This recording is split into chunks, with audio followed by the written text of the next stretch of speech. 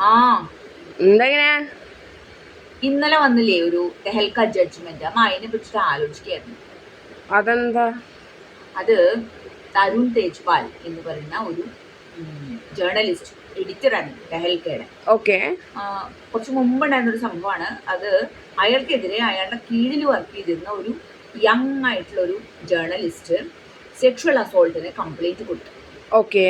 അപ്പോ നമുക്കറിയാലോ, സാധാരണ വളരെ ഫേമസ് ആയിട്ടുള്ള, അതും ടെഹൽക്ക എന്നൊക്കെ പറഞ്ഞു കഴിഞ്ഞാൽ വളരെ പ്രോഗ്രസീവ് ആണ് എന്ന് എല്ലാവരും വിചാരിച്ചിരുന്ന ഒരു ജേർണലാണ്. പ്രോഗ്രസീവ് ആയിട്ടുള്ള ജേർണലിസത്തിന് വേണ്ടിയിട്ട് ലിബറൽ ആയിട്ടുള്ള ഒരു ഔട്ട്ലുക്ക് ഒക്കെ കാണിച്ചിരുന്ന ഒരു പത്രസ്ഥാപനം, അതിന്റെ എഡിറ്ററായിരുന്നു തരുൺ തേജ്പാൽ. അപ്പൊ അയാൾക്കെതിരെ ഇങ്ങനെ ഒരു ആരോപണം വരുമ്പോൾ എന്താ ഉണ്ടായത് വെച്ചാൽ പൊതുവെ എല്ലാവരും അയാളുടെ സൈഡിലായിരുന്നു. അപ്പോൾ ഗോവ കോടതി, ട്രയൽ കോടതി ഈ ജഡ്ജ്മെന്റ് ഡെലിവർ ചെയ്തപ്പോൾ ഇയാളെ വെറുതെ വിട്ടു. വെറുതെ വിട്ടതിന് കാരണം എന്താ പറഞ്ഞെന്നറിയോ? ഈ കംപ്ലൈന്റ് കൊടുത്ത ഈ റേപ്പ് സർവൈവർ, അവരുടെ പെരുമാറ്റം അത്ര ശരിയല്ല. അവരെ കണ്ടിട്ട് അവരുടെ പെരുമാറ്റം ശരിയല്ല. സർവൈവറുടെ പെരുമാറ്റം ശരിയല്ല. സർവൈവർ ഒരു പെർഫെക്റ്റ് വിക്ടിം അല്ല എന്നാണ് ട്രയൽ കോർട്ട് പറഞ്ഞത്.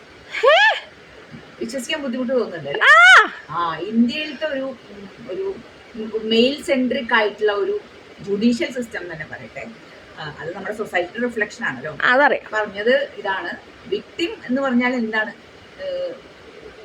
ഒരു ഇന്നസെന്റ് ആയിട്ടുള്ള ഒരു വിക്ടിം ആയിരിക്കും. ഇവിടുത്തെ വിക്ടിം എങ്ങനെയാണ്? She had made free sexual choices. ആ കുട്ടി അങ്ങനെയൊക്കെയുള്ള ഒരു കുട്ടി ആയതുകൊണ്ട് ഇത് റേപ്പ് ഒന്നും ആയിരിക്കില്ല എന്ന് ആണ് ട്രയൽ കോർട്ട് കണ്ടത്.